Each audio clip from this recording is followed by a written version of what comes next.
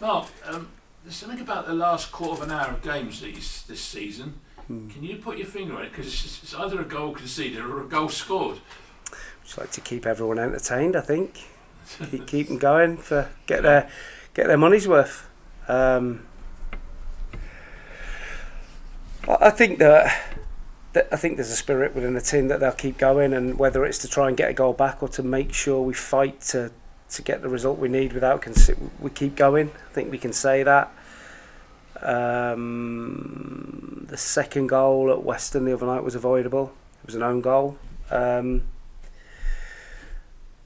So yeah, but I think we have to look. It's 3 points. The main thing was the 3 points, and we got it. It should have been a lot more comfortable than it was, but we got it done.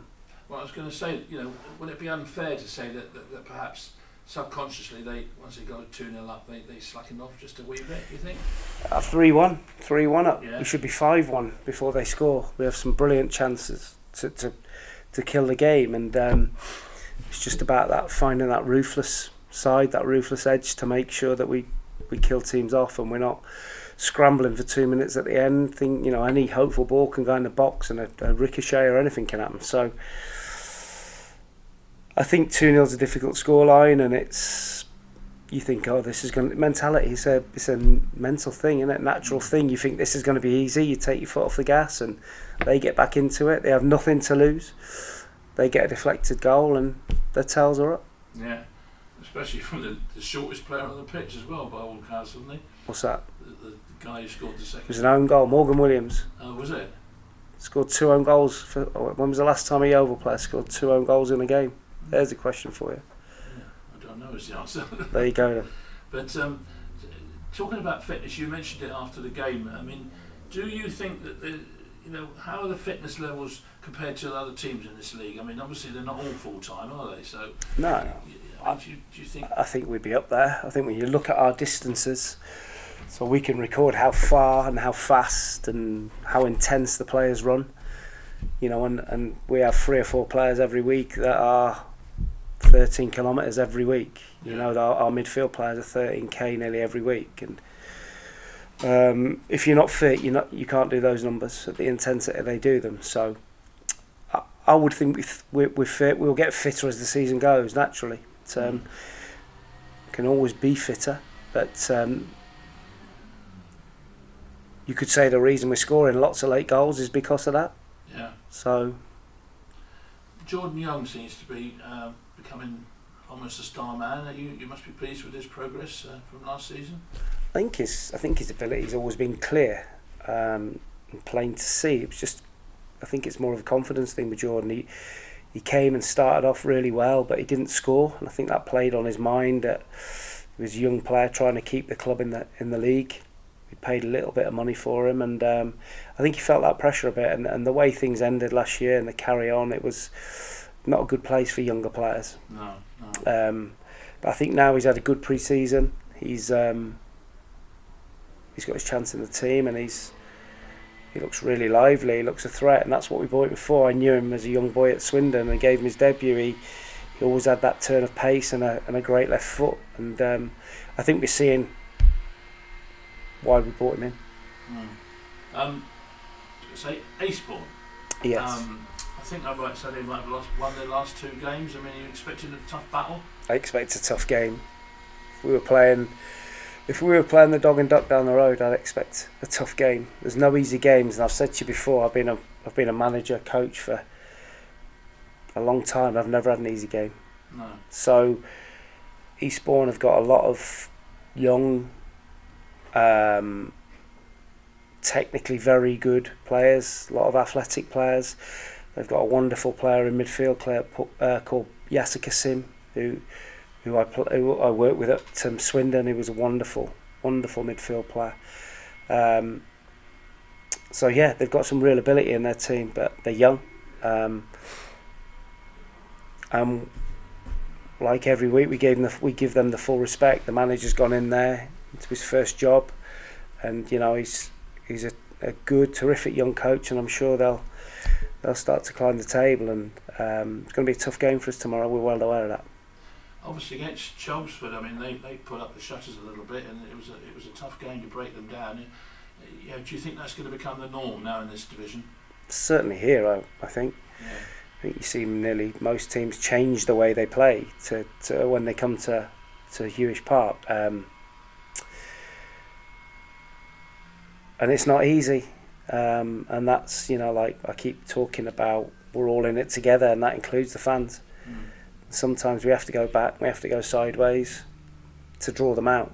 And if teams are camped on the edge of their own box and they've got 9 players there, if we just smash the ball at them, it's not going to work. It's toss of a coin. So we have to be a little bit more structured, and I won't deviate from that. And I think it's the best way for us to play, certainly at home, to try and get around teams, and we're unbeaten at home, and we've got to keep that run going.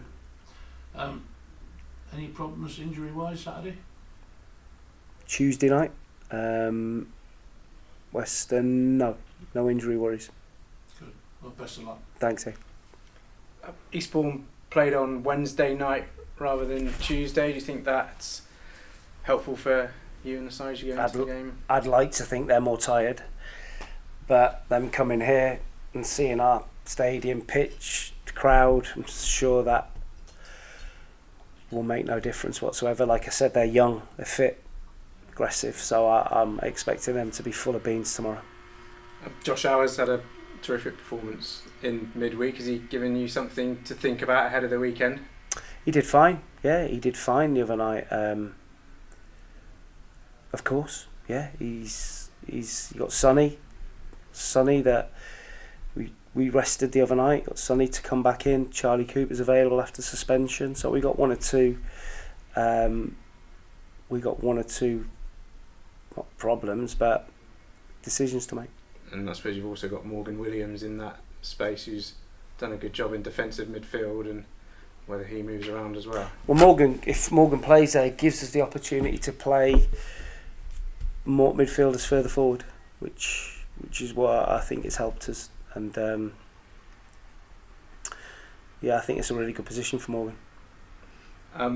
How close are we to seeing Jordan Stevens start a game? You've been gradually introducing him and getting him into the team. Are we going to see that explosive pace? He's close. I mean, you see when his cameos, when he's come on, he can cause real problems with his pace, but he still looked a little rusty in possession of the ball, and that's coming from he's been out for a while. So training, we've got to make sure he's right in training, and we don't go back to step one with his injury. So whether tomorrow's the day, we'll have to wait and see.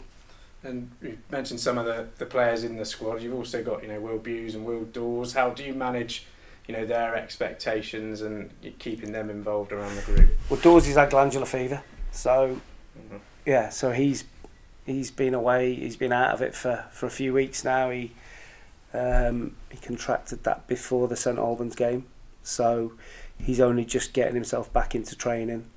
He's still got to have tests to see whether he can do contact training again. And obviously Boosie has to now be a good supporter to Joe. And I've had a conversation with Will and explained the situation. I think as a manager I had to do what I felt was the right thing in the goalkeeping department, but it doesn't change Will's development plan. I still think he's got a future to play here. We've banged the drum about set pieces for quite a while, and all the goals in the week came from sort of set plays. Is it good to see those coming off and working? Yeah, it is. I mean, obviously one's a great strike from Youngie. One was a corner and one was a really deep free kick that I thought was going to go out of play for a goal kick, and Staunce managed to get his head on it, and Frank's nodded it in the middle of the goal. So yeah, but it's always nice to do that. But we had chances in open play, didn't we, where we should have finished the game off. But we can score 3 set pieces every week, we'd be happy with that. Has it been a challenge to find that right balance at the front end of the pitch? There's been varying combinations and lots of different players coming in. How close do you think you are to finding that magic formula? We've got a squad where we can, ideally you want a settled team, but when you've got 15, 16 players that can all play, I think it's good to try and keep them on their toes, and we've stumbled onto a 4-3-3, 4-2-3-1, which I think makes us more solid. I think we've looked better than when we had two up front. In my opinion, I think it's given us more. We attack more from deep, and we've also got an extra body in midfield if the ball turns over. So, yeah, I think we've stumbled on that, but I think we look a little bit better. Last one from me. Came into the season with Ollie Thomas, who's now moved on. Is there a view of bringing anyone in to sort of pad out that front line and give you that? Well, if we're playing one up front, we've got 3 players that can play that. So I don't think we need a number 9. If we were to take one, it might be another really quick wide player that can play in that formation. So, but we're always looking for improvements to the squad. Great, thanks very much. Good luck this weekend. Thank you.